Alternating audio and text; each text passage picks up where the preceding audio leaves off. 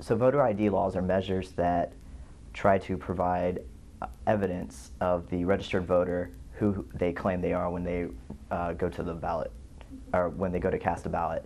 So each voter ID measure is different state by state. Some states require photo IDs, others require just a ID that has been deemed appropriate by the states.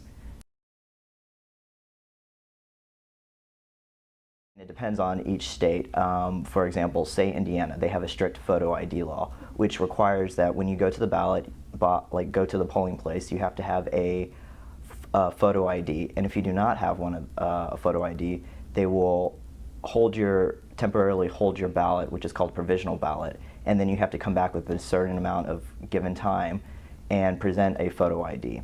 And once again, that's just Indiana because they have a strict photo ID law. Since it's an election year, and so coming up to 2012, this year alone there were 32 pieces of legislation that were passed in the state houses, or introduced in state houses regarding voter ID. Last year there were 34, and so 2006 was actually the first year that a strict photo ID law was passed, and 2003 was the first law ever for voter ID. With that said, there has been an increase in demands coming up to this election.